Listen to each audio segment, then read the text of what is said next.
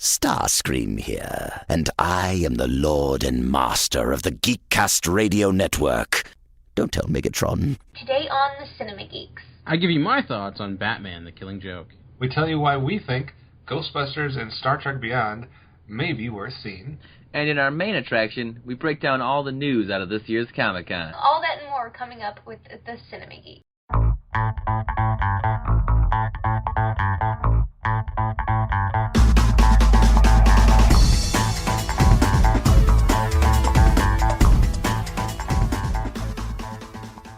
Thank you for joining us on another episode of the Cinema Geeks. I am one of your geeks, Optimus Solo, and joining me today, as you heard in that introduction, is Movie Revolt Dan. Hello. Hey, how's it going? It's not going too bad over here, and we also have Hard Candy Mandy. Hello. Yola. Yola? Is that like a version of YOLO but different? It's version of YOLO and Ola. So what does it mean? It means you only live once, so you might as well say hi. Okay. And also Fridley Finn. Hello, Matt. Hi, I thought it was you only say hi once. Unless you're from Hawaii. But wait, they only use one greeting for hello and goodbye. So you'll... So how do you know if you're saying hello or goodbye? Oh, no. You just play tricks on people all day. All right, so as we said in the introduction, we're going to be giving you some thoughts on some recent films that have been released, but the main idea for today's episode is breaking down all the news that came out of Comic-Con. We are part of the Geekcast Radio Network, so obviously we should be talking a little bit about Comic-Con, and we're going to focus mostly on film news or film-related things that came out of that convention. So, obviously, there's going to be a lot of superhero talk in here, but we're going to hit some news on some other films as well that you may or may not be interested in. We'll have to wait and see. But let's start with running the gauntlet on these superhero film news, trailers, tidbits, character things, etc., etc. So, Dan, we have a couple things that weren't necessarily trailer-related, but pieces of news that came out of the convention. I was wondering what your thoughts were on a variety of these. So we have the confirmation of Brie Larson as Captain Marvel. We have a confirmation that the Vulture is going to be the villain in Spider-Man Homecoming. And then we got a little bit of news as far as the villains in Black Panther and the possibilities of who those characters might be. Any of those three interest you, or what were your reactions on those? I think definitely the one that stands out to me is probably Brie Larson as Captain Marvel. I think it's a great choice. She's been killing it lately, Oscar nominated, so Marvel continues their track record of getting pretty strong actors, and they've been really spot on when it comes to casting for the most part, so that has me excited. And, Vulture being the villain makes sense. I'm just happy it's not another Green Goblin, so... What is the percentage right now, percentage chance that the Vulture is being played by Michael Keaton? Oh, geez. Percentage chance? I'll go with the over-under being 55%. That he isn't. That's not how over-under works. I'll say it's 55% chance he's not going to. So more likely than not, he won't be. Okay. Matt, what one of those three most intrigued you? Captain Marvel, Spider-Man, Vulture, and what else? The Black Panther, somewhat of a reveal. They had an interview with Lupita Nyong'o, and she gave away probably some details that she shouldn't have. I don't know. She even said in the interview that she's probably going to get fired now.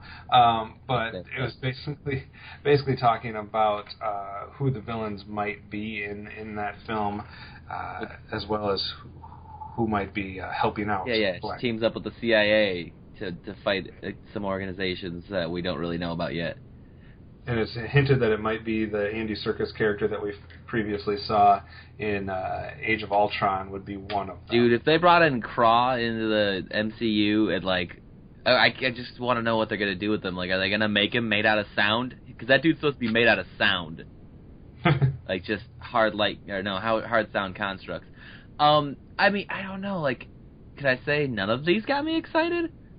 Yeah, absolutely. I don't want to be a hater, the Brie Larson one was a rumor that we had practically confirmed, and knowing that we have a Spider-Man villain but not being able to see it yet means nothing to me. And though I love the Black Panther in the comics, just being like, yeah, there's two organizations going to come together, and maybe Andy Serkis will happen, isn't enough to get my, mouth salivating, man. All right, so not a big moment there for those three. Amanda, I want to say that you were a hater before this, so don't even worry about being a hater now, because you're already a hater. But we're okay with it. It's not wrong to hate one bad movie. We'll see. You guys forever will be feuding on Batman v Superman. Oh, till the day we die. Amanda, what did you think of these three? Any of those excite you? I don't really know enough about Captain Marvel to get excited about it yet, but I mean, it sounds pretty cool with Brie Larson on board, and you said it's like a Shazam thing where it's like she turns into a dude? No. Is that what it is? No. Or she's just she's just her own character? Like, what are her powers? What am I supposed to be getting into here? That'd be a very different Marvel movie. There is a Captain Marvel Shazam DC character. So Captain, like, her powers, she's almost like, I don't know, like a cosmic character, super Wonder Woman-ish, I guess you would say. Flight, she's really strong. She's technically like an alien. She took her powers from there's another Captain Marvel that was before her that was a male character who ends up. I'm getting way too geeky, but yeah, it's she kind of just has your normal, just really strength, flight, and everything like that. Concussion blasts. Concussion blast, yeah. If you ever saw the 1990s X-Men cartoon, Rogue, in that her powers were very similar to that of Captain Marvel. That's where she got most of those powers. So I'm cool with that. All right, so I like the idea of Vulture, but like Matt was saying, if we can't see more of it, it's hard to kind of like fully weigh in on that. I'm a fan of everything that seems to be happening with Black Panther, so I was somewhat intrigued by some of the information, but again, a little bit vague. And I think Brie Larson, like Dan was saying, is a great casting, another kind of great coup for the Marvel universe to land another high-profile critically acclaimed actor or actress, so I like that. Guardians of the Galaxy, obviously some of these people could see little bits and pieces of stuff got leaked out of Comic-Con, but there's not necessarily anything official out there yet. But I guess the biggest thing for that bit of news was the reveal of the individual that will be playing the father of Star-Lord. Why the hell did they already give this shit away? This was like some big secret, and I was like, yeah, there's going to be a reveal, and it's going to be awesome. And now these nerds have already sat here and talked about the stuff that was already in the trailer for this. So, I mean, it took away all the fun. So not a big fan of knowing? No, I didn't want to know. I mean, yeah, knowing that it's Kurt Russell, awesome. I'm down for that. But I wanted to be more surprised, like, oh shit, it's fucking Kurt Russell. There's no surprises with the internet. God. The internet takes that away. Dan or Matt, what do you think about who Kurt Russell, the character that he is going to be playing in this? He's playing Ego the Living Planet, which, similar to what Matt was saying, it's hard to imagine, like, part of that is, like, how's that gonna work? How are they gonna do that? I'm gonna guess computer graphics will be used in some way. Just gonna throw that out there. But, so that I don't know. It's different. They are going a different route in the comics, which his dad in the comics is something much different, much more simple. But I'm excited, Kurt Russell, and I'm really surprised they're doing Ego Living Planet. I never thought they would go that route, but Guardians is a talking raccoon, so I guess they feel like they can get away with anything. Matt, what do you think about Ego the Living Planet being in movie form? Dude, that is such a deep pull from the Marvel Universe. Like, I mean, I haven't read the cosmic stuff for the last 5 to 10 years, too deeply, but, he's a classic guy from, the 80s or even earlier that didn't get to see a lot of play, and so, the fact that they feel like they can comfortably do that just shows how powerful the Marvel Cinematic Universe is now. Yeah. That is kind of crazy, like Dan was saying. If you were making a list of characters that you might think would show up in some of these different films, I don't think he'd be very high on people's lists because it just seems like something so hard to pull off. But, hey, the face of Mr. Russell in planet form, I mean, that would be something to behold. So get out of there, Kurt Russell! Also, about that trailer, it looks like we will be getting Baby Groot. Oh, wait. What if Kurt Russell went through the Stargate and then he became Ego? We're crossing streams here. Disney could buy it. Amanda, what do you think about Baby Groot, us taking off right where we left off in his form and kind of following that version of him throughout most of the film, if not all of it? I think it's going to bring a lot of heart and humor to the film, much like his adult form did. I think it's going to be super cute to see little Adorbs Tree running around trying to, get involved in some ass-kickery. So I'm excited for it. And then the other thing was that there was going to be a few more members of the Guardians, different characters that we've seen before that maybe turn on to their side, or new characters that are introduced, as well as a new look for Yondu, where he's getting the the comic version where he has the different the fin on his head that's helping out his powers. Any other reactions on the news from Guardians of the Galaxy, Dan? No, I think it's Baby Groot's great. I guess I do wonder if that will get a little old at the end. I don't know, but I'm excited. Oh, they're gonna build I think that thing. they're just James Gunn is going all in, which is awesome. So I think you can expect a full barrage of Baby Groot paraphernalia, toys, different things. Well, I mean, it's already out there now. I mean, they have right. So it's gonna just explode. Matt, any other thoughts on any of the other things related to Volume 2 of Guardians of the Galaxy? I don't know, man. I'm looking forward to it. I loved that first one. All right, so positive reactions mostly for Guardians of the Galaxy Volume 2. Let's get into the ones that actually had trailers, though, and get your guys' thoughts. Let's start with the world of DC, because it seems to be a good topic to discuss with a few of the panel members here. Let's start with the most current one as far as what we're going to get to see the soonest. Suicide Squad obviously had their final trailer. We've seen a bunch of different trailers from that film so far. We've heard all the different rumors throughout the year about reshoots, this, that, and the other. We've seen most of the other comic book films that have come out in 2016.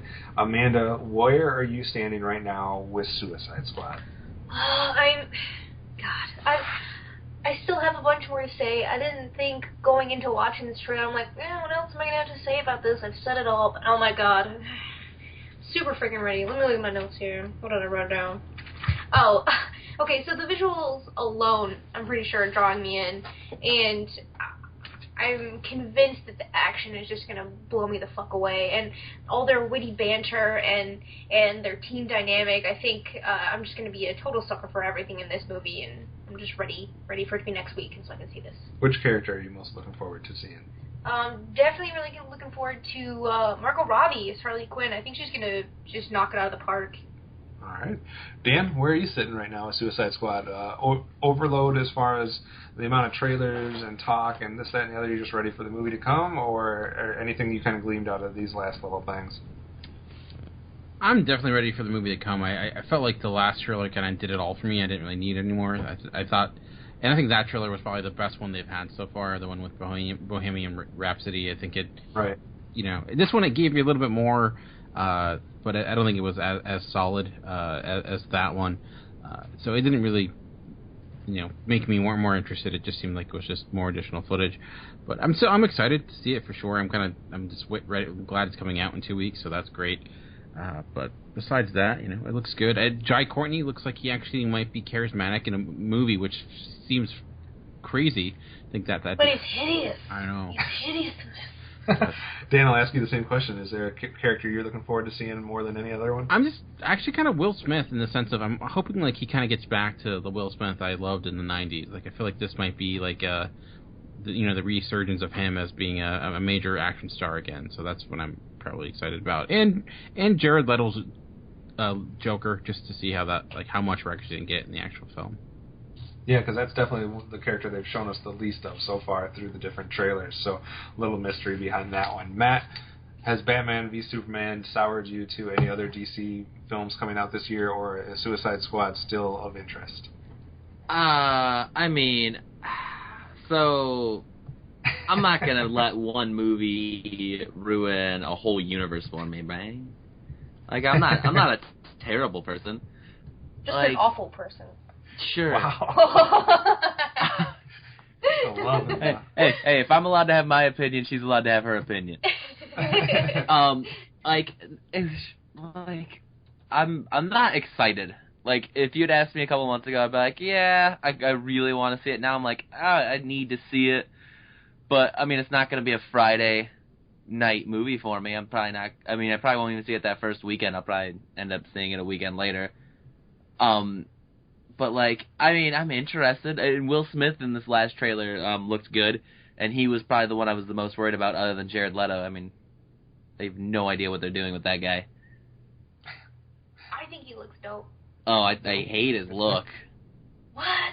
I think he totally fits in the new, like, modern resurgence that they got going on. I think they needed a darker look, and he's definitely a psycho, but he's like a mix of, like, a psycho and a gangster, and I think that he's definitely what we need in this film to bring it to, like, a modern feel.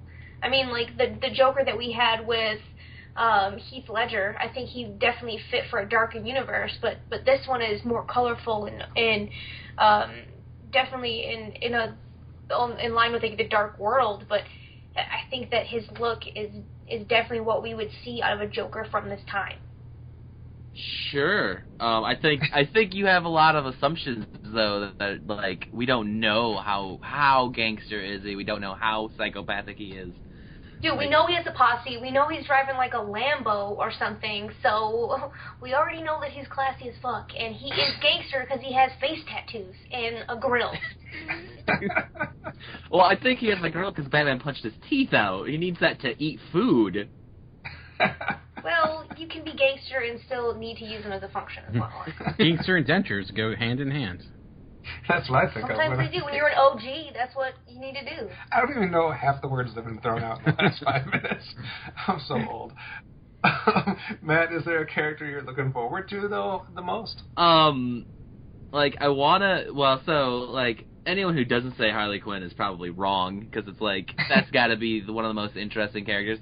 I want to see what they're doing with the Joker because I am very worried. I want to see Will Smith because he did, like, I think he's like the second biggest change from the original comics, so that's got me, you know, a little tepid towards him. But if he does an amazing job acting and they do a good job characterizing the character beyond just skin color, then, you know, thumbs up, great. You made a change and it wasn't a bad one. But I think the character that has me the most interested is June Moon, just because they've changed her so much. All right, a different character heard from. I think there's a good collection, and I think the strength of this film may be that because of the variety of different characters we have, that there's going to be a little of something for everybody to look forward to. Everybody's going to have maybe one character that they're intrigued at more, or not necessarily can connect with more, but it might have a more broad appeal because of all the different types of personalities and actors and characters that they're involving in this. So we'll have to wait and see. I'm intrigued, like Dan was saying, to see if Will Smith can kind of recapture some of the magic in a halfway decent film, hopefully, and not just be wasted and going through the motions. So I'd like to see that, and of course Margot Robbie just seems like she was born to play Harley Quinn, so interested in that one as well. The other two major DC movies that were receiving trailers were, of course, Justice League and Wonder Woman. Dan, which one should we start with? I guess it makes sense to go with the one that's coming out soon, Wonder Woman. All right, so what did you think of the Wonder Woman trailer and kind of the setting, the era that they're going to be tackling, and how it all is going to kind of fit into the bigger universe? I love the Wonder Woman trailer. It seems very unlike any of the other DC films. It's very distinct in its setting. Being a World War I movie in general is very rare. We don't see many now. A World War I superhero film, and then with the aspect of Wonder Woman's like mythology and that part of her character, I think I'm always find that interesting. So I'm gonna enjoy seeing kind of the dichotomy of those two worlds come together. I think Gal Gadot is killing it as Wonder Woman. What we saw in Batman v Superman, she was a bright spot of that film and continues in this. So I think it looks great, and I'm glad they're bringing back at least in the trailer, the theme that she had in Batman v Superman. I think it's one of the best themes, actually, of any comic book character, because we don't really have that many. But I'm excited for it. I think of all the comic book trailers that came out at Comic-Con, that was my favorite. So. Matt, now, most of the comic book characters that we know and love, at the most can trace their history back to World War II or that type of time period. Obviously, this one's going back a little bit further into the World War I era. Do you think that works for Wonder Woman? And also, based on what we saw from Batman vs. Superman, it seems like she was doing things back in this time period. They obviously teased that in that film. And from what we can tell, that she almost became unnoticed or kind of blended into the background then for decades upon decades until she resurfaces in Batman vs. Superman. So do you think that's the case and that's the route that they're going to go, that this is kind of an adventure or a story that's going to set up why she possibly disappears for a long extended period of time, and kind of your thoughts on the time period that they're going to be covering? Yeah, I mean, like, any similarity to the Marvel universe is going to be an obvious one that everyone's going to point out, but it's going to be like Captain America. Like we're going to go back in time, we're going to show this character's origin and give you exactly why they're not there. And if they don't show us why she isn't in, everywhere by the time, we have this mass media, then they're failing that movie and that character. Or giving us a trilogy or something crazy, which is unnecessary for that time period. Yeah, I mean, it's going to be good, and, having it in World War I, but, just because there's less media than there was at World War II, even though it was only 15, 20 years. So, I mean, it can make sense. Amanda, what do you think about the Wonder Woman trailer, and what were your reactions? In Batman vs. Superman, I really didn't get a lot from her. I didn't believe her strength. I didn't believe her as Wonder Woman. I was intrigued to see more of her character, but I just really didn't believe it. But after seeing this trailer, I'm definitely on board. I think Namaskira looks super cool, and I think the whole time period looks great, and the Amazon women look pretty badass. I think even Wonder Woman herself, her look, her weapons, her fighting style, they're all definitely going to be super cool. I feel like everything you say about Batman vs. Superman is contrary to everybody else. You didn't like her at all in that movie? No. She was definitely the best part of that movie. No, she was, scrawny, and I really didn't care about her, and, yeah. I was more intrigued by the footage that they found for, Flash and Cyborg and all that than her. And she was in your face. For me, when she showed up, the movie got That's because you're a dude decent. and she's a chick and everybody's No, it had nothing to do with that. It just was the way that the character... boo-hoo, yeah, right. I don't believe that for a second. Okay. All right. Nothing to do with male-female, but we'll have to just agree to disagree on that. She was flat. Super flat in the whole thing. Okay. I disagree. What about her was dynamic in it then? Tell me that. I mean, we discussed it when we talked about Batman vs. Superman, but I just thought the energy of the whole film and the pacing got much better once her character comes onto the scene. Because you're like, oh, boobs. No, not at all. That's exactly why, because any dude watching this, the only thing that they liked out of it was the chick that was scantily clad. That's all that they wanted out of this movie then. I mean, maybe for Neanderthals, but for the rest of us with brains, I don't think it quite works that way. Then. So, all right, let's move on to... the Justice League, which kind of goes hand in hand with that, because we're going to get more Wonder Woman in that, as well as a heavy dose of course, Ben Affleck's Batman, and a lot of people are wanting to see more of that, so I think that's intriguing, as well as obviously the other characters, some Aquaman, some Flash, and Cyborg. Dan, what did you think of the Justice League trailer? Were you as excited for that one as you were for Wonder Woman? I was super underwhelmed with the Justice League trailer, nearly top to bottom. It just felt really awkward to me. It felt like DC or Warner Brothers trying to respond to all the criticism of Batman v Superman. It's like, okay, we'll try to be jokey, and it didn't work. I don't know, I like Ben Affleck a lot in Batman v Superman, but in the clips in this, something seemed off to me. The way he was trying to joke, it seemed out of character, and it just felt forced at times. This is Justice League. This should feel like it's important, but it didn't have that. I did like the Aquaman stuff. There's some cool imagery with him. I thought Cyborg looked embarrassingly bad. I know it's super early, so that'll look better when the film is actually released. And I did like Ezra Miller as Flash, a little bit we did get of him. But overall, just being the first coming together of Justice League, it just was... Nothing about it really stood out to me. It just seemed It just seemed like unfinished. It like rushed. There wasn't really anything there that really stood out at all. Matt, agree or disagree? I don't think I was as underwhelmed as he was. I do think Cyborg looked so bad. Like, he looked like when I could go down to the dollar store Halloween section and just get a bunch of latex parts and plaster them myself. And I agree that, like, Batman was like, no, dude, we need to start murdering everyone, including the aliens, especially the aliens, and build a wall around the planet. And so him going around joking is awkward, but if they have an explanation for how he goes from super over-the-top murder man to being jokey billionaire playboy again, I'm more interested in seeing this than what could have come out of Batman v Superman. Like, they're making it look a little bit more... He's becoming their Tony Stark, and I hate, again, you're going to draw any parallel you can, and I hate that it might just be a clone of the Marvel U, but I'd rather them clone something that's working than have another failed attempt at something else. All right. Amanda, where do you sit on Justice League? More excited than these guys or not? Yeah, I think I'm on an island of excitement of this, and everybody else is just, like, floating by me. Is it because Jason Momoa had his shirt off? Was that? That only added to my excitement. But, yeah, this is everything that I wanted after seeing Batman vs. Superman. This is everything that I was excited for.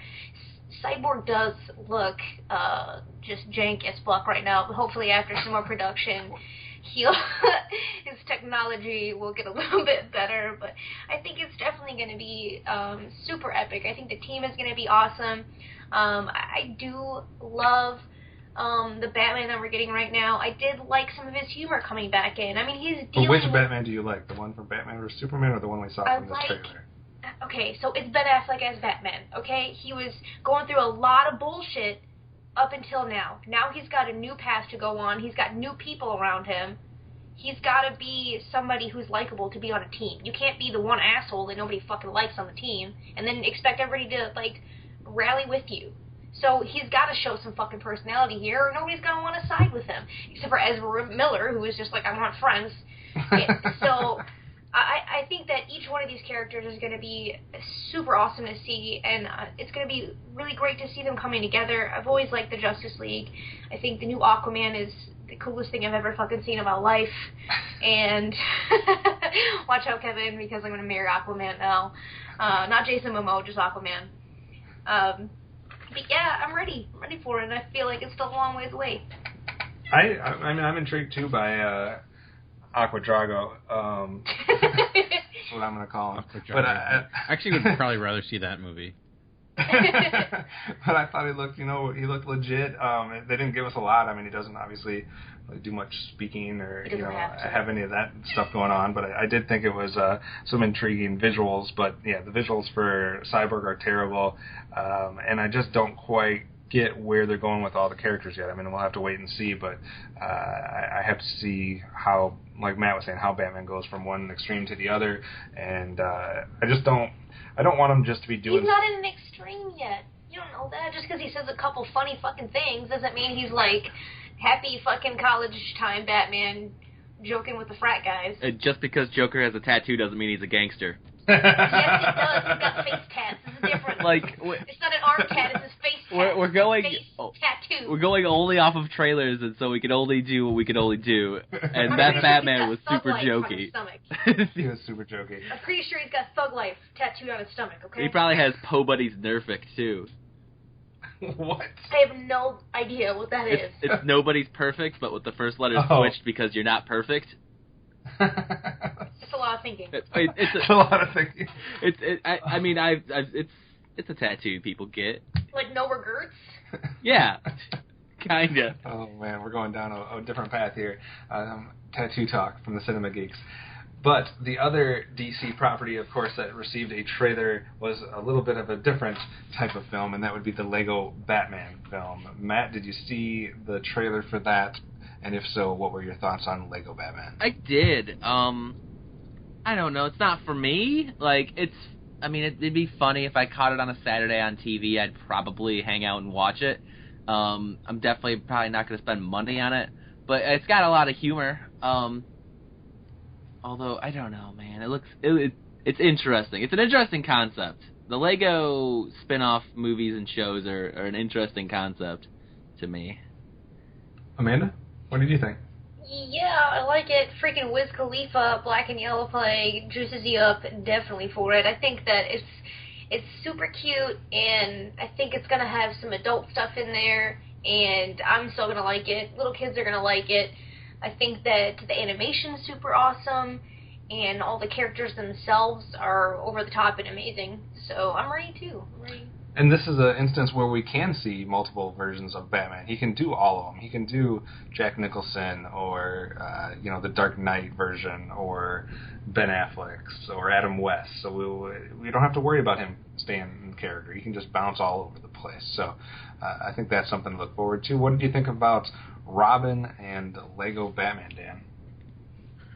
Well, I like the little joke they had of him taking his pants off, of course. Gotta enjoy that.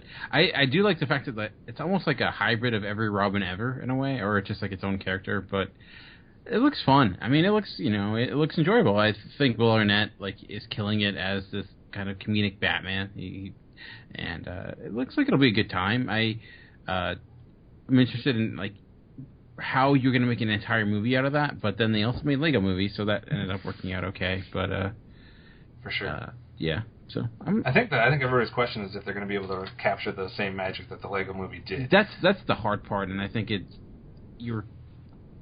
going to be weird because it's how do you make a movie out of that? Make sense? Are you going to have a Joker plot? That's my question. I think the humor is going to work, but is it going to work nearly as well as the story as the Lego movie? And that's a kind of a high bar to set for something, but that's kind of my question too. Is it going to be a movie on its own, or is it just going to feel like a film version of an episode of whatever, Robot Chicken, or one of those types of shows that just spoof stuff? I would watch a whole movie of Robot Chicken. Well, I mean, I'm not saying any people won't get enjoyment out of it, but that's my question. Is it going to be a movie, or is it just going to be a spoof, fun, humor, episode of one of those? So what about the South Park, bigger, longer, uncut? It's basically the longer episode, and it works. Yeah, there's a lot more to that, though. There's so many more thematic things going on in that film. I never felt like it was just all the episodes of South Park are like that. I don't think there's a lot of... I haven't seen a ton of Robot Chicken, but I don't feel like there's a lot of big themes and it's moral issues being stuff. tackled. Yeah, but South Park's not that. South Park's making commentary on it. And you don't think Robot Chicken is? I haven't seen enough Robot Chicken. Maybe I'm getting a wrong impression of it. I just felt like it's more like Family Guy or something, where it's just hey, here's a character that from 10 years ago, and here's crazy stuff that this group of whatever pop culture people are doing. Has anybody seen Robot Chicken to help me out? I've seen every episode. Okay, is it making social commentary like South Park does? Sometimes, yeah. Okay, but I don't think your assessment's too far off that it could be a problem that this would just be essentially the Robot Chicken Star Wars or the Family Guy Star Wars special, but with Batman. Right. But you can always slide extra stuff into it. That's probably my biggest concern, is that it's going to be... one of the two concerns is going to be that, one, all it is just a bunch of parody and rip-off jokes. Because, I don't need an animated version of Scary Movie and Disaster Movie that's just Batman movie. But... And also I'm a little worried that it's aimed at too young of an age for us on this call, necessarily. But... if they do it well, and clearly that Robin joke was definitely more adult than the intended audience. So, they could... Robot Chicken was fun, and I watched every episode, like I said. If they do it well, it could be great. And the reason I brought up Robot Chicken is I believe, if I remember reading right, that people that were in charge of some writing on Robot Chicken or something are involved in this film. So that's kind of why I brought that up. Going on to some of the, I know this is a film podcast, but we're going to real quick touch on a little bit of the TV stuff because most of us are fans of that or watch that. Dan, I know you've seen most of the Marvel, Netflix series, etc. So we had a number of different news things coming out of Comic-Con related to those items as well. So we had rumors about Iron Fist. We had a sneak peek look at Legion, The Defenders, Luke Cage, and that Ghost Rider would be appearing on the next season of Agents of S.H.I.E.L.D. Did any of those things intrigue you as far as the rumors coming out about TV series that are somewhat related to the comic book world? Ghost Rider to a certain extent, but I have not really watched Agents of S.H.I.E.L.D., and I don't think it has me excited enough to really check it out, and I don't know how well Ghost Rider is going to work on like a basic TV series like Agents of S.H.I.E.L.D. I mean, I love the Luke Cage stuff. That has me super excited. The Iron Fist stuff there wasn't really much there, right? So there was hard to go off, but I'm excited. I think Luke Cage probably was out of them all the most. I love what they're doing. Have some hesitations here and there, but overall, I think they're going to keep the consistency they've had with the other shows. So I'm happy with that. Amanda, what about you? What are your thoughts on any of those? Is any of it enough to make you tune into it? Whatever one show that you're talking about there. I know we haven't watched Agents of S.H.I.E.L.D. Ghost Rider's not enough for me to go back and start watching from the beginning, but any of these other ones intrigue you enough to check them out? I think that if anything's going to get me to watch Agents of S.H.I.E.L.D., it's probably going to be a flaming skull guy on a motorcycle. As far as, like, Iron Fist, I don't really know anything about that, but the concept and what I did see from those stills look pretty legit, and I can dig it. Anything about Legion or the Defenders or Luke Cage? Legion, I was a little bit leery of, but it being FX, they tend to take it there. I mean, they don't tone it down too much. I mean, have you guys seen Nip Tuck? That show is crazy. So I can see them, being able to take it a little farther than I thought. It was going to be a little bit more PG down. But I like the effects. I like the concept. I think it might get a little weird. But I would definitely be on board for anything mutant. All right. Matt, any thoughts on any of those TV series, Netflix series, etc.? I think Legion is a very interesting idea. I have no idea what they're doing there, and I'm not familiar enough with the other mutants of the Marvel Universe. Like, anything that wasn't in an X team for a long time, I don't know anything about. But I don't think I'll ever watch it because I don't watch television nearly enough. Like, I've been halfway into the first season of everything except for Daredevil. Like, I did half of Agents, half of Jessica Jones, half of Carter. And I mean, they're all good. It's just, it's so much time. Like, I want to see the Defenders. It's a great team. It's an interesting spin. But, I mean, I'm going to have to watch 2 seasons of Daredevil. I'm going to have to watch all of Iron Fist, all of Power Man, Luke Cage, all of Jessica Jones. And if they're going to include Ghost Rider, I'm going to watch 4 seasons of Agents of S.H.I.E.L.D. It's way too much to catch up on. Like I can do 1 or 2 movies a week. I cannot do, 100 hours of television just to watch this one show. Yeah, it can definitely be an intimidating venture if you're trying to tackle all that. I still need to catch up with the 2nd season of Daredevil, so I'm a little behind. But I did like Jessica Jones. I did like the 1st season of Daredevil, and I'm definitely interested in Luke Cage. Before we take a break, we got about a half dozen non-comic book related or non-superhero film related news to go over, so I want to get your guys' take on this. First of all, let's start with the one that I think has about the least amount of potential, and that would be King Arthur by Guy Ritchie.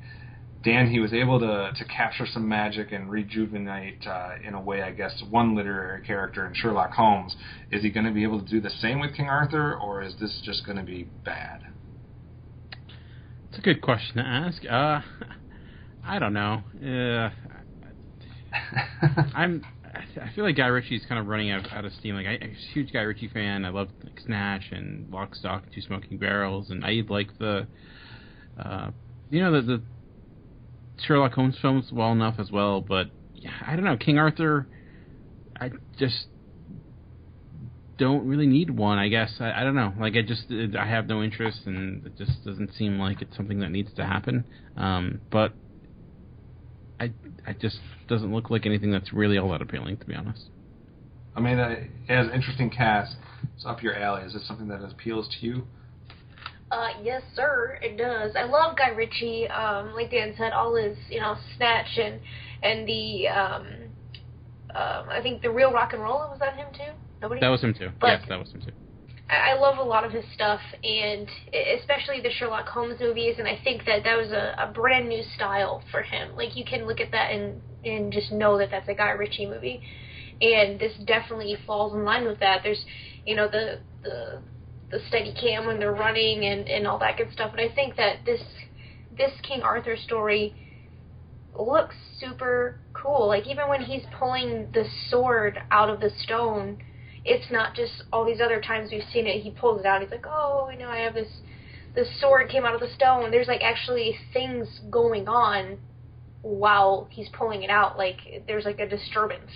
And I think that looked really cool. I think the tone of it looked super awesome. It's got some pretty big players here, too. Is it Charlie Hunnam? Mm-hmm. And Jude Law.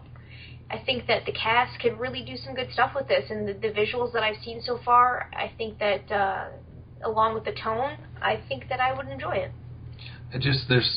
My fear is that there's been so many films, not necessarily just King Arthur films, but so many films kind of that same type of setting or period that just have such terrible writing that I'm hoping that this isn't one of them, but I'm not going to hold my breath yet because I've just been burned too many times on these types of films. But it's Guy Ritchie. He doesn't ever have, I don't think his writing is ever lacking. Hopefully he's able to capture. Even when you couldn't understand Brad Pitt and Snatch, you were still like, fuck yes, whatever this guy's saying, yes. You like the eggs? Let's switch to another one that I was not expecting to actually enjoy at all, but I'm somewhat intrigued now that I've seen the trailer, and that's Kong Skull Island, with a pretty impressive cast here, an ensemble that makes you wonder, and I've heard the comparison on a couple other podcasts or different people talking about the trailer for this, and the question that was being posed kind of in a roundabout way is Kong Skull Island going to be more resembling Predator or more resembling Alien versus Predator in a way?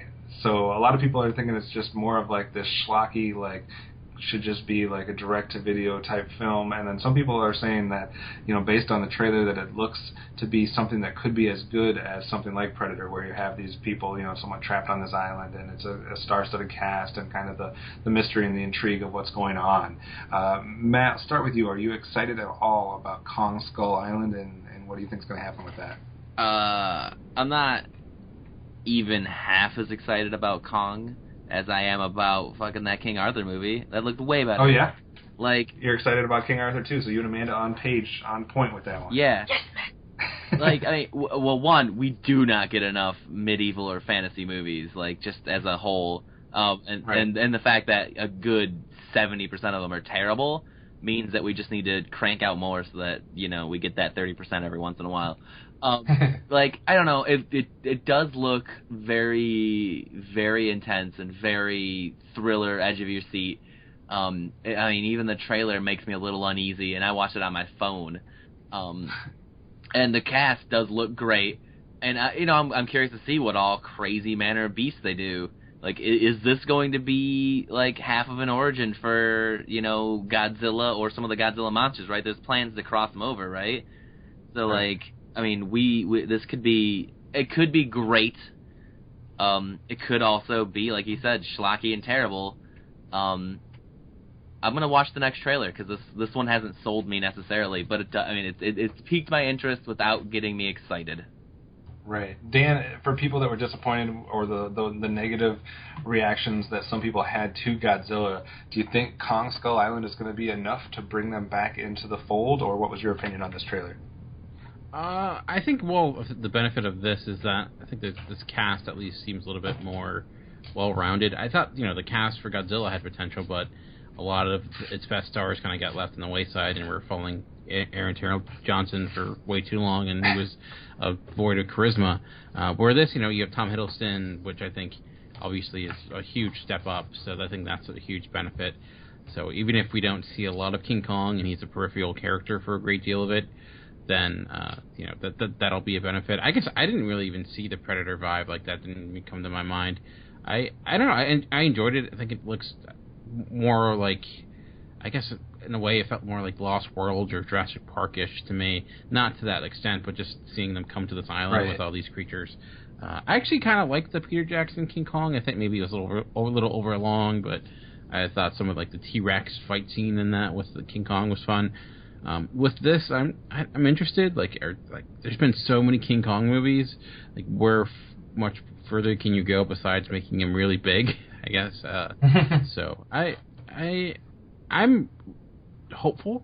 I think, and I think I would, but I was also hugely hopeful with Godzilla, and that was kind of a letdown. So I don't know. Right. I guess my thought is at least this has a stronger cast, so that should hopefully make it better. But you never know. I had already written this one off just based on Godzilla. I wanted nothing more to do with the Universal monster party that was going to be going on. But this trailer does have me intrigued. I would be lying if I said it didn't. Amanda, Kong, Skull Island, in or out? I am all in, definitely. I wasn't too sure just hearing about it. I'm like, yeah, whatever, cool, another Kong movie. But seeing the trailer definitely shows me this is going to be an epic. And also, coming back to the fact that there's a ton of A-listers in this. Brie Larson, Tom Hiddleston, fucking Sam Jackson again in the fucking jungle. I think it more had a vibe along Tarzan that we saw early this year, not just because it's Sam Jackson and a big old monkey. It had that look, that feel. And I think that it's gonna be a very tense and intense movie, and I didn't get the Predator vibe either, but I think that it's gonna be. I think what they were getting at is that, like a monster, like a scary like foe that you're dealing with in a enclosed setting. Is it going to be something that resonates like Predator did? Not is it going to be a movie like Predator necessarily, but is it going to be something that does receive good reaction to, or is it going to be something like we see with all the different sequels to those types of films where it's just like, yeah, why did we do this? Going off of the last few that we had, I'll just get to kind of throw them all out there and see what anybody has to say about any of them. But we had a few different things from different arenas here. We had a trailer for a Blair Witch sequel. I mean, I know you're a big horror fan. You're also a big fan of the Harry Potter world, and we got a new thing for Fantastic Beasts and where to find them. And then for the retro nostalgic lovers, we both got a trailer for a Legends of the Hidden Temple film, as well as some still shots and some information about a reboot of the Ducktales cartoon series that's coming out. Amanda, let's start with you. Any of those things intrigue you, or what was your take on those? So Hidden Temple, I was pretty excited for.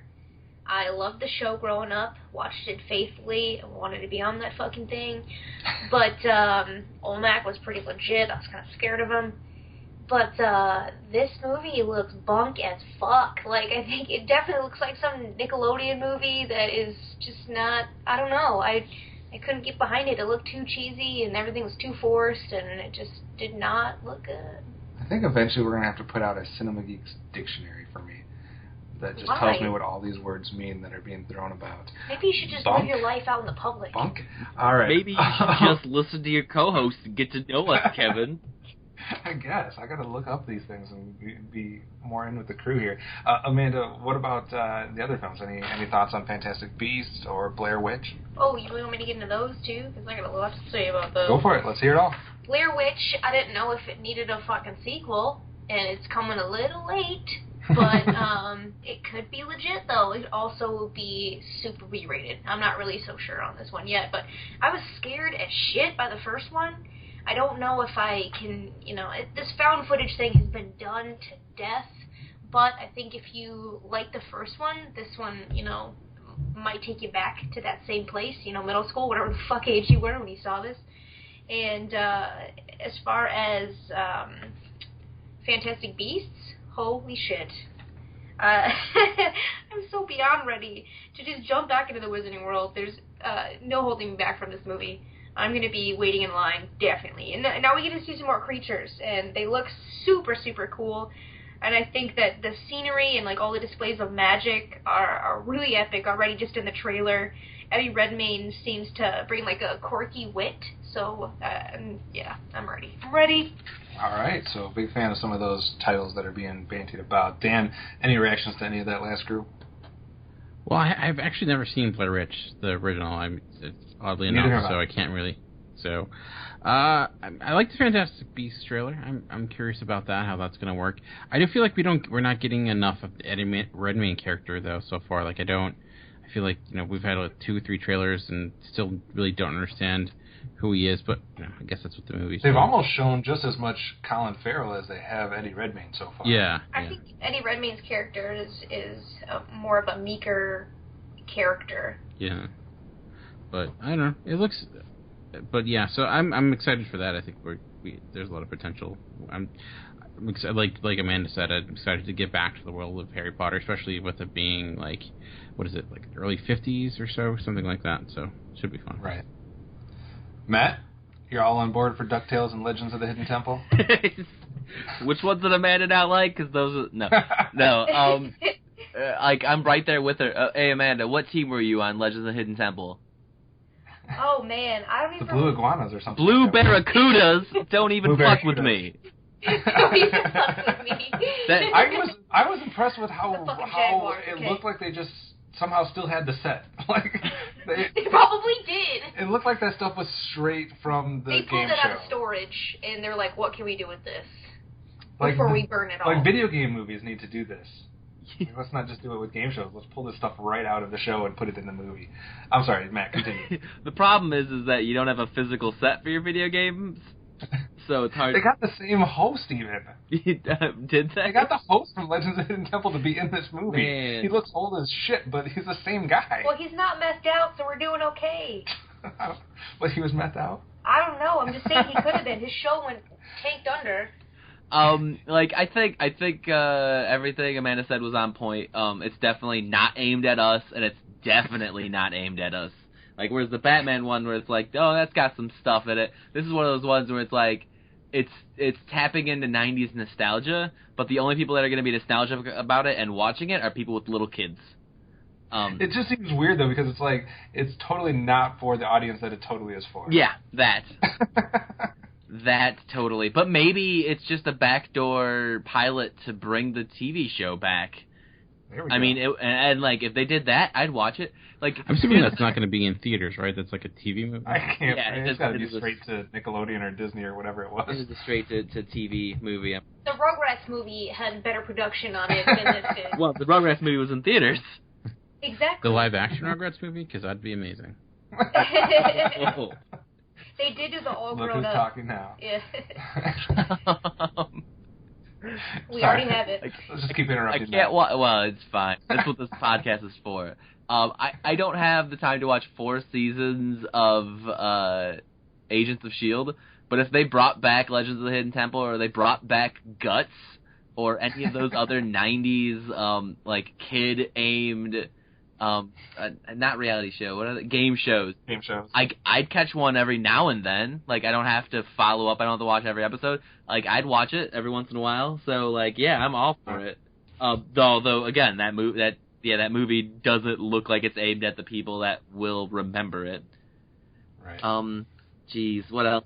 Blair Witch.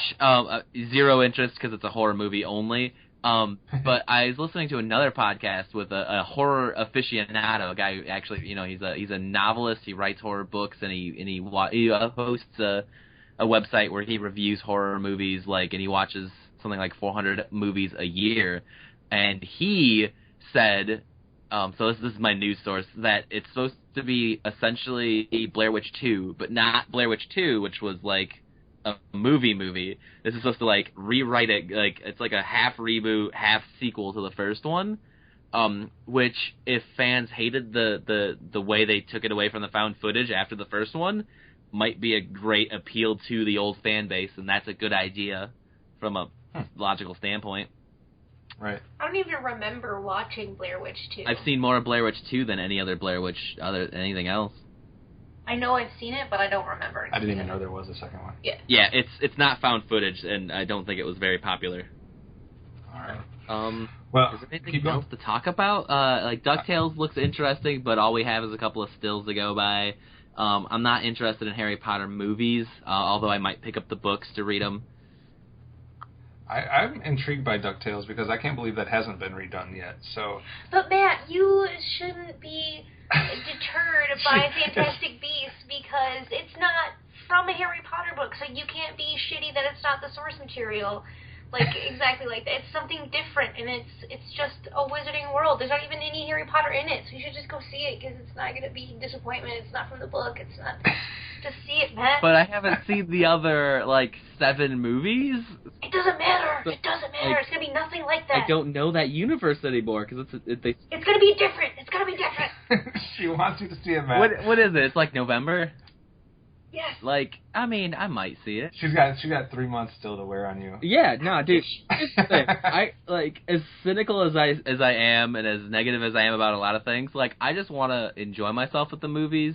And that's all I want to do is just critique so that people become better. I don't want to shit on anyone or have anyone not make their movie they want to see, but I also want to be excited, and maybe I need to watch the trailers, because I didn't watch this one, to be honest. I was like, there's so many trailers, I'm gonna skip over that one, and maybe I'll get excited and then I'll go see it. All right, she's got 3 months to wear on you. She's gonna try to bring you onto her camp, onto her side. There's Colin Farrell, Eddie Redmayne, Sean Voight, and magic. The problem is that I'm the worst at seeing movies clearly, and so it's you say Eddie Redmayne, and I go, yeah, no, I saw Jupiter Ascending. Oh God.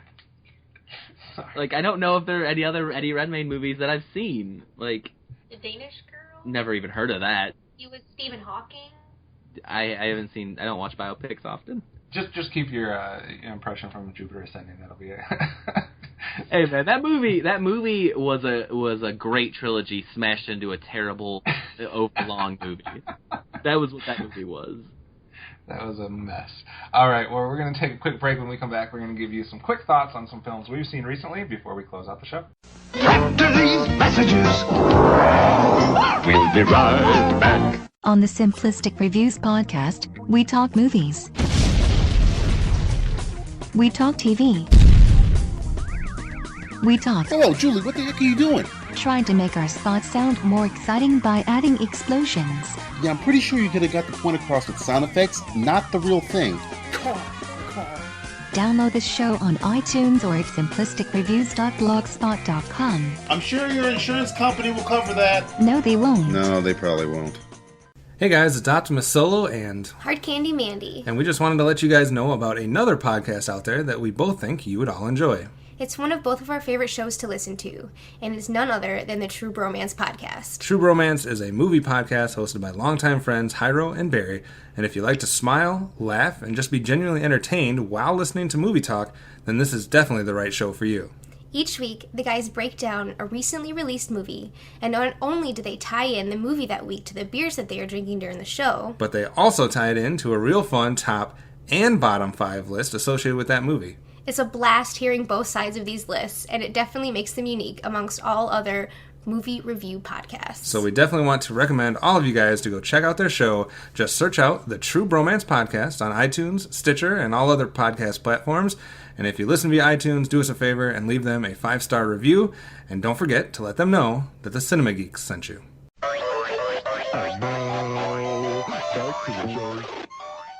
All right, thanks for sticking with us. As we said, we're going to give you some quick thoughts on some things that we've seen recently. Dan, I know you've seen some 2016 films here in the last little bit. Is there one that you would like to share? Sure, I can touch upon The Killing Joke that recently came out. I know it came out in theaters too, but I just saw it on digital home media. For those that don't know, it's based upon the iconic graphic novel, or actually not graphic novel, it was really a single issue story. And it's one of the DC's animated direct-to-DVD films. They've done a bunch of these before, and this one is a little bit different in the sense of they try to, like, with the comics that they're adapting, you know, of The Killing Joke, with it being one issue, they had to try to, I think, pad it out a little bit. So what they ended up doing with this is they have this additional story, this almost prologue, or I guess prologue, I don't know, but additional story before they even get to The Killing Joke that centers on the Batgirl. And not to get anything away, but something majorly happens to the character of Barbara Gordon, Batgirl, in The Killing Joke. And I think the intention was to try to, you know, make her more of a character within that story by adding this additional piece. And the issue is, like, these two aspects of the film are so separate, it doesn't really work that well. What you end up having is almost like a de facto anthology film where you have one movie and then another one that very loosely tied to one another. They don't even really refer to each other all that much. And there's a lot of talk regarding what it does with Batgirl and Batman's relationship. I didn't really mind that issue. My issue was more so that it didn't really affect anything moving forward. Because once we get into the Killing Joke story, it legitimately is almost panel by panel, word by word, taking that and just putting it in a DVD movie. And, it worked well. Mark Hamill and Kevin Conroy both come back, and they do their job that you expect them to do. But I think it could have been more. They could have, I think they were so dedicated or so intended on making sure they're sticking to the source material too much that what they were trying to do beforehand, it's forgotten. And then there's this ending epilogue which doesn't really work as well. They want to have this progression of the character of Barbara Gordon where you see her trying to overcome challenges and kind of come to a realization of who she is, and it doesn't really work as well. Like it feels very forced and unearned and really ill-defined. But like the Killing Joke portion of it is good. It's fine. It works. The animation's pretty solid.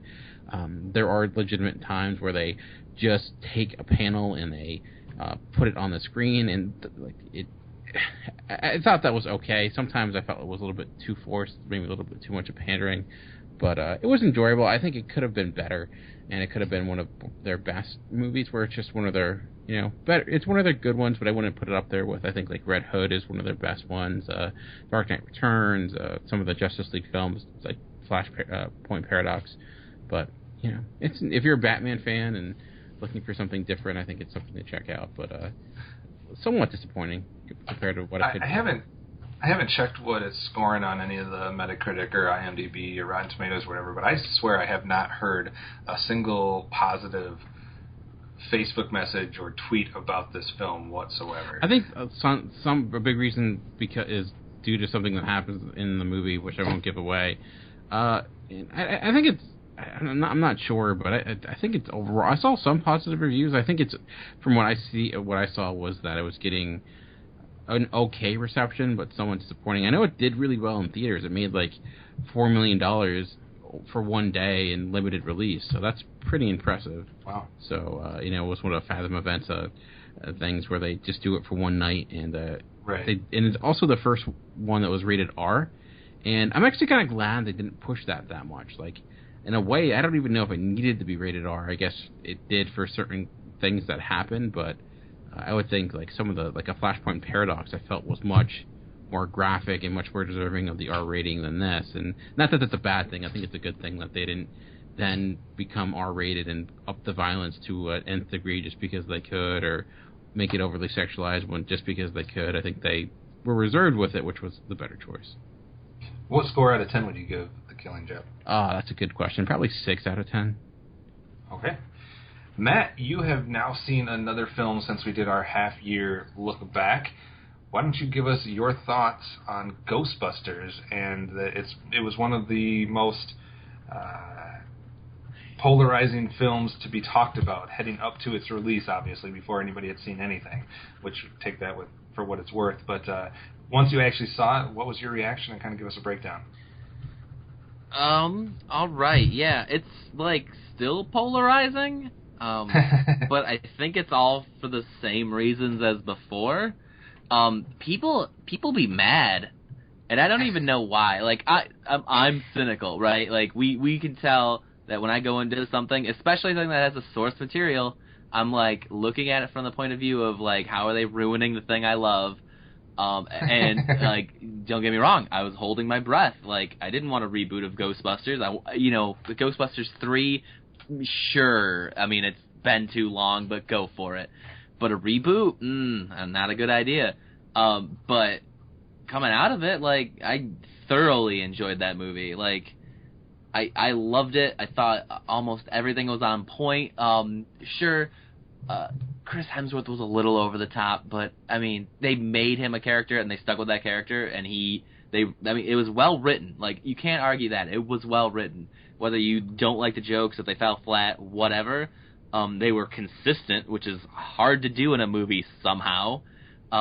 Like, I was there. I was down. It was great. And the more I think about it, the more I love it. And I'm not 100% sure it's a reboot. Yeah, like, there's definitely some theories out there. They left more than enough clues to say it could definitely be a sequel, like a hidden sequel. And I'm more than willing to talk about that in a place if someone wants to. Nice. I think my takeaway from this is the people that were bored by this film, or the people that said it wasn't fun or enjoyable or entertaining, I think you've lost the ability to have fun. Like, I don't understand that. I could understand maybe not going for, maybe you're not fans of those actresses or, et cetera, or the fact that they're just doing it in general, but you got to be able to shut your critical thinking off, just go and watch a film and enjoy it for what it was, and I thought it was a lot of fun. Amanda, you were a positive about the film going into it. You were excited about it. What was your takeaway from seeing it? It definitely lived up to everything that I wanted to be. I was a little scared just based on everybody shitting on it, and I'm like, oh my gosh, if this movie does flop, it's gonna, really, really hurt, women reboots too, and a lot of things. It could definitely do a lot of damage if it did flop, and I think that everything that it was trying to live up to, it did, and I think it surpassed some expectations. Yeah, definitely Chris Hemsworth was over the top, but I don't think it wasn't about him, you know what I mean? It was about the team, and I loved the team. I loved each individual in the team. I loved everything that each one of them brought. Holtzman stole the show. She was amazing. I want to be her fucking best friend. I want to go blow stuff up with her and, like, invent things and eat Pringles in the wrong times. But I was really, really satisfied with this. I think all the jokes worked for me. I loved all the cameos. I was definitely enthralled with this movie. I think it was a good representation of everything that the original one was. It did the same type of thing. It played to the same beats that the original one did without, just being a copycat, so to speak. And the other thing that I really appreciated that the film did is, instead of just allowing these larger-than-life comic personalities of, Melissa McCarthy or, whichever one you want to pick, and instead of just kind of saying, okay, it's your turn to do your shtick, and it's, okay, now it's your turn to shine, it really allowed these characters to be part of this team where their jokes made sense. Like, it made sense to the interactions and the motivations within the group. So, it wasn't Melissa McCarthy just doing Melissa McCarthy. It was more of a subdued performance, I think, from her. And the way they wrote all those four characters, it really let them work together as a team, and that's something that I wasn't sure was going to happen, and that I was really appreciative of. You stole those words right out of my mouth. Okay. From earlier. But I did just really appreciate that. I thought, I'm going to forget her name right now, but... Kate McKinnon? Nope. The subway girl. Leslie Jones.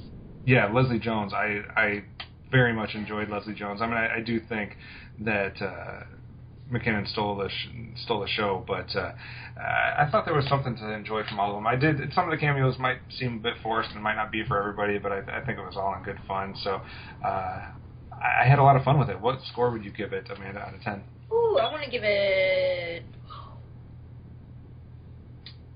a 9 out of 10. Wow. Very high score from Amanda. Matt, what did you think? I'd give it a high 8. I would buy this on Blu-ray. All right. And I'm probably somewhere in the very high 7 range, maybe low 8 range, but I'm going to give it a 7. I thought it was everything you should want in kind of that type of genre of a film during the summer. So then if it's everything that you should want out of that type of genre for that film, why give it just a 7? Because it's not something that I'm going to put as the best film of the year. It didn't blow me away. I just had fun with it. But it accomplished what it set out to do. Yeah, some films set out to not do much, and just because they accomplish that, I'm not going to give them brownie points. This movie set out to do a lot, so there's some big shoes to fill. I enjoyed it. Big shoes Real to high fill. 7. Real high 7. And to that big shoes to fill, how many horror comedies are there? Not many. If you go to Box Office Mojo, there's about 100, and some of them are I don't really think of that one. This one had both the comedy and the horror. I literally jumped. Yeah, if you jumped and you're a horror fan, then that just shows that it managed to get the horror elements in there that they needed. It did what it set out to do, and it did it really well. I'm happy that it did well, and I'm happy. I had some awesome lines too in there, kind of sticking a middle finger up to all those people that were criticizing the film. So those were some fun moments. Some more obvious and some more subtle, but they're very cool moments within the film as well. All right, let's shift to one other film that Amanda, we saw this last week, and giving people your take on Star Trek Beyond. Oh man, I should have maybe prepared some notes on this or something. I'm going to just fly by the seat of my pants here. I think that all the haters that were shitty about this movie definitely don't be my friend anymore, because wow. I liked it. There wasn't all this crazy, there's craziness going on, but there wasn't so much stuff thrown at you in this one.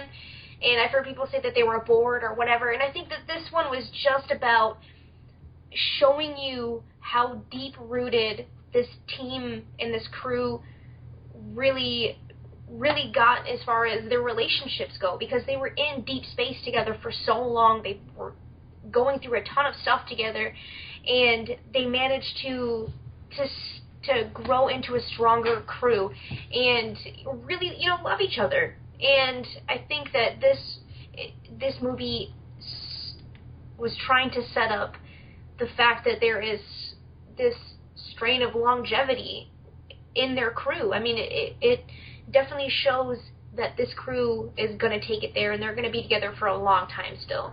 This is to kind of keep it moving, and to show you that there's this unity and this, everything that Starfleet really kind of stands for, you know what I mean? So I really liked it, and I liked the characters. I liked the new characters. I think that Simon Pegg is always super awesome for me in this, and I really enjoyed it. I wasn't bored with it. I think Star Trek just continues to be one of the most polarizing properties and franchises that you can possibly come across. And I guess my take is this. You have 3 different types of people that are watching this film. You have people that are diehard original Star Trek fans, that were super big fans of, William Shatner and Leonard Nimoy in the original series or movies or etc. Then you have just your general Star Trek fans that are fans of the franchise or the property, but not necessarily super rooted in the original series. Maybe they like Deep Space Nine or The Next Generation or one of the other iterations. And then you have people that are just completely oblivious to Star Trek because they thought it was for nerds and they're too cool for school. And I think for a lot of people, the reboot has really appealed to those people that didn't necessarily know too much about Star Trek beforehand, from what I've gotten. And from what I've seen on the internet so far with Star Trek Beyond, the people that are enjoying Star Trek Beyond are the diehards, the ones that really liked the original series, or just the casual Star Trek fans. I haven't heard too many Star Trek fans or diehard original series fans that are saying too much negative about this. Where I'm getting the negative feedback from is from those people that weren't Star Trek fans, but then were big fans of the original reboot here in 2009, I think it was, and then Into Darkness. The people that really liked those 2 films are shitting on this film. And I guess I can somewhat see that because it is tonally a little bit different than what you got with Star Trek and Star Trek Into Darkness. But for me, and maybe it's just because I am a Star Trek fan, this really worked for me. I've heard a lot of people say that it's like an extended episode of the series or something like that, which I can kind of see that, but that's what a lot of the films have been in the Star Trek franchise. And that doesn't necessarily mean they've all been good or bad. They've been hit or miss, but they're all kind of extended episodes. That's kind of the point. And where we pick up here, in Into Darkness, they were just leaving for like a 5-year mission in space or whatever, and we're picking them up about 3 years into this. So they've been at this for a while, and they're feeling, somewhat run down or somewhat burned out. They need a break, that type of stuff. So it's kind of an interesting setup where we get some of the characters' motivations for, wanting to continue, maybe not wanting to continue, etc.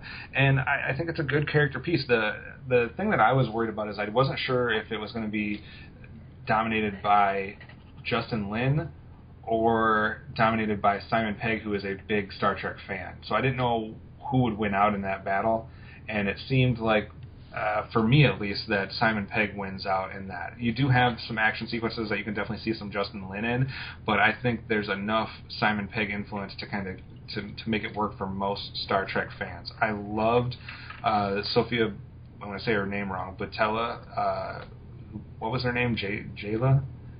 In the movie. I thought that was a fantastic new character that I hope we get to see continue. It's not a perfect film. There are some faults, but I had a ton of fun with this. I would say that, months ago we talked about the rumor that they were inserting some new scenes that had to deal with, the movie had basically wrapped and they were inserting a couple scenes. I do think that those scenes weren't necessary. I don't believe they added enough to the film that really made it that intriguing.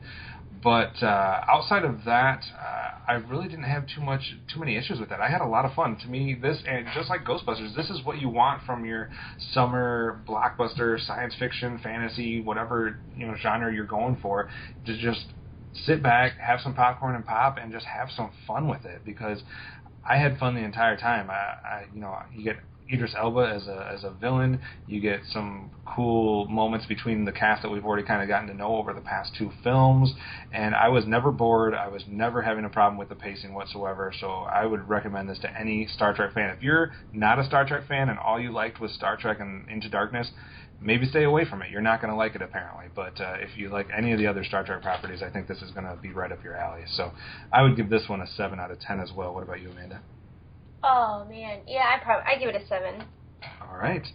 Any other films, Dan, that you saw over the last little bit that you wanted to bring up? No, that was really it for me. Okay. All right. So coming out on Blu-ray this next Tuesday, in case you're looking to see what you can get at the Vitya store or on demand or on Redbox, etc., we have The Bronze. We have Keanu, which we're looking forward to seeing since we missed that the first time around. The Trust, High Rise, Batman the Killing Joke like Dan was talking about. You have Mother's Day, Meet the Blacks, and The Lobster, all being released in various forms. Some have had some digital releases already, but coming out to video for most people. And then for theater releases coming out this weekend, we have Jason Bourne, Into the Forest, and Bad Moms. Dan, what are you looking forward to the most? I know you were a huge fan of The Lobster. Are you going to pass up your opportunity to buy that to go see Jason Bourne in theater? Yeah, Jason, I love the Bourne franchise, so I'm hopefully going to be seeing that this weekend in some capacity, so super excited for that.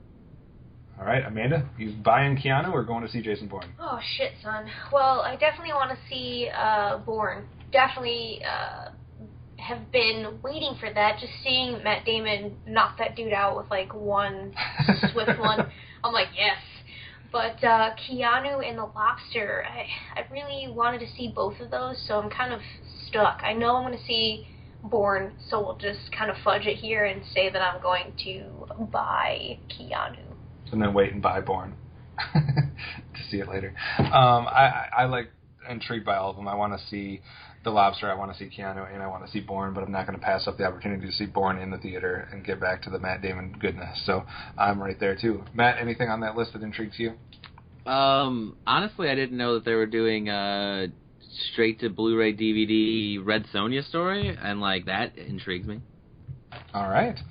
And then, of course, our question for you guys is, what was the highlight of Comic-Con for you and all the news that came out of it? Even if it's something else, TV-related, video game-related, or whatever it might be, what was the biggest news story out of Comic-Con that had your interest? So let us know on the website, or you can tweet your answer to us at Cinema Geekcast. But obviously, visit the website, geekcastradio.com, and find the episode post where you can comment there, and we'll interact with you there. But also, like we said, we'll interact with you right on Twitter. The show name is at Cinema Geekcast, or you can interact with us individually. Dan, how would someone interact with you individually on Twitter? I am at Movie Revolt. Matt? I am at Fridley Scent. Amanda? At Hard Candy Mandy Eyes No Lies. And I am at Optimus Solo. So tweet to us, let us know your thoughts, what you agree, disagree with us, and what you are excited for that came out of Comic-Con. So that is it for us. Be sure to check in next week for another chance to listen to The Cinema Geeks.